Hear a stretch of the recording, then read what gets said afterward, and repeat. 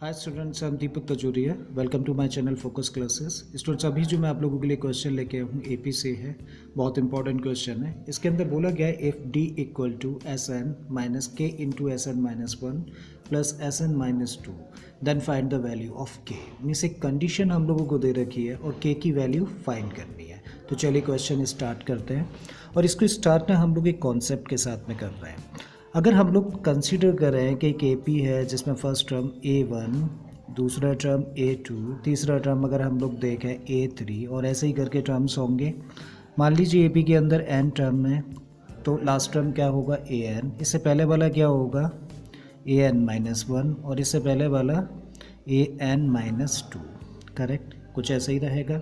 ठीक है, अब हम लोग डी की बात करते हैं। तो डी क्या होता है? डिफरेंस होता है कोई भी दो कंसेक्यूटिव टर्म्स का। और क्योंकि एपी है तो सारे के सारे दो कंसेक्यूटिव टर्म्स के बीच में जो डिफरेंस होता है वो कैसा होता है? इक्वल। इसीलिए इसको हम लोग कॉमन डिफरेंस बोलते हैं।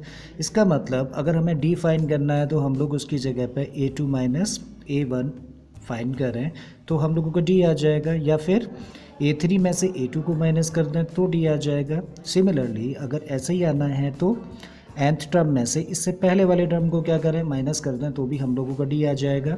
ठीक है, तो क्वेश्चन को हम लोग यहीं से स्टार्ट कर रहे हैं। तो सबसे पहले चलिए लिख देते हैं जो कंडीशन हम लोगों की है। क्या दे रखा है? D equal to S N minus K into S N minus one plus S N minus two. ठीक है, इसका मतलब अब डी के प्लेस पे हम लोग क्या रख सकते हैं? चाहे तो an माइनस वन इसको रखा जा सकता है, रख देते हैं। सो डी को रिप्लेस किया है किससे? an में से माइनस कर रहे हैं किसको? an minus one and this equal to as it is रख देते हैं इसको।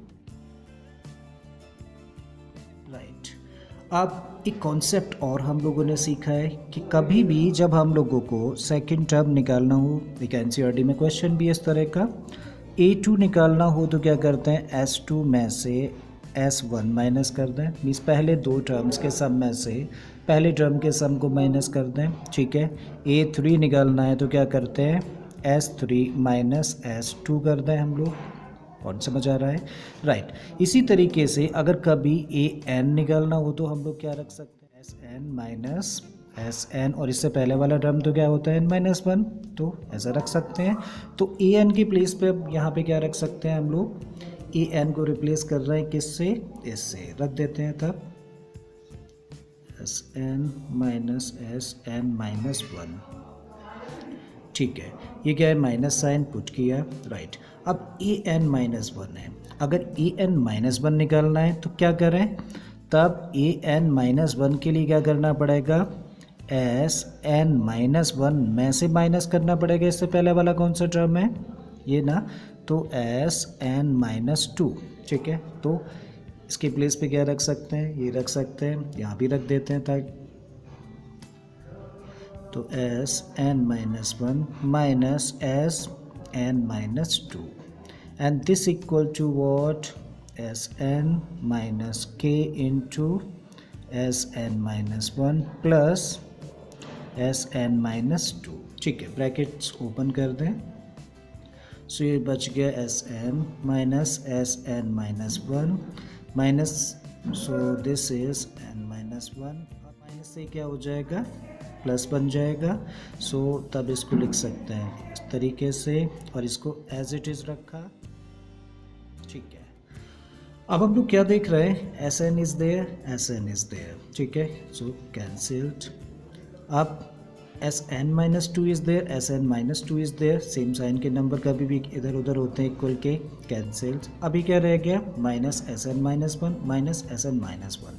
इसका मतलब क्या रख सकते हो इसके प्लेस पर? 2 into SN minus one and this equal to, इधर से क्या रह गया? Minus K SN minus one. ठीक है, again SN minus 1 is there, SN minus 1 is there on dividing both the sides by SN minus 1.